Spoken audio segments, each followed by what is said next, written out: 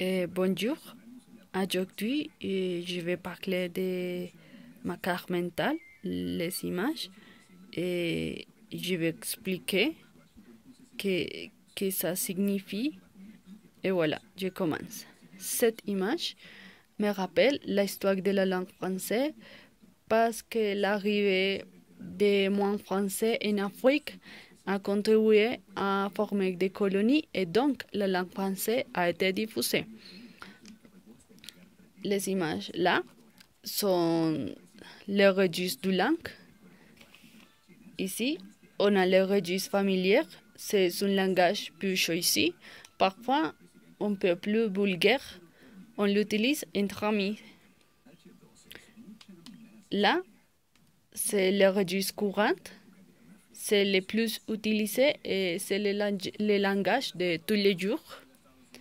Et là, c'est le registre soutenu, c'est le moins utilisé aujourd'hui, c'est le langage de l'écrit, de la littérature, des échanges officiels ou protocolaires.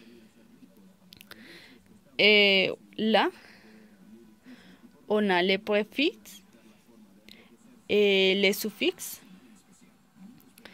Et les préfixes sont des mots qui se placent devant le radical et ne changent pas la nature grammaticale des mots.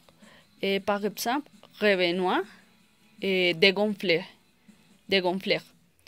Et les suffixes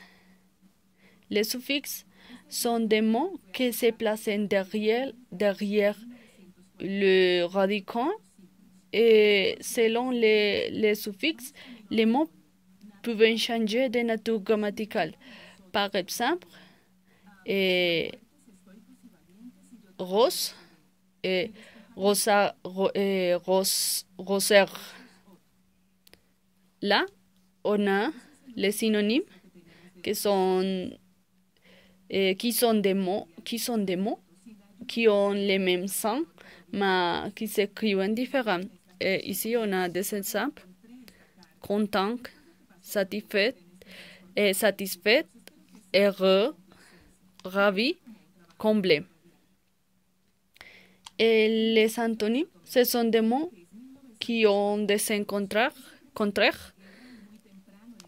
Et voilà, on a l'exemple ici: beau, le, riche, pauvre, poli, impoli, heureuse, malheureuse, croissant, décroissant. Et ici, on a les paronymes. Ce sont des mots qui se ressemblent. Ils s'écrivent différemment et n'ont pas les mêmes sens. Et par exemple, cinéphile, cynophile, discerner. Et ici, on a les homonymes. Ce sont des mots qui se prononcent ou s'écrivent de la même façon, mais qui n'ont pas les mêmes sons.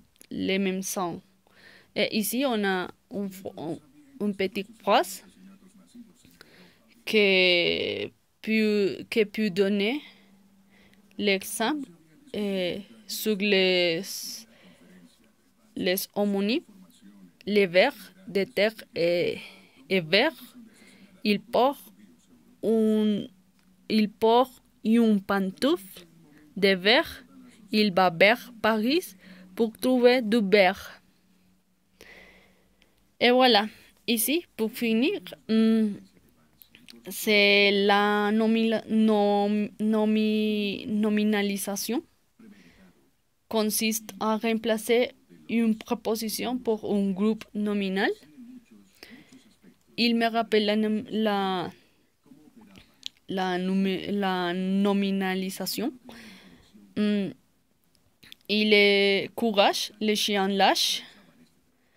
Et voilà, le courage lui permet de sauver Muriel tout le temps. Et comme ça, j'ai fini d'exposer ma carte mentale et j'espère que l'explication est très très claire et c'est tout. Au revoir.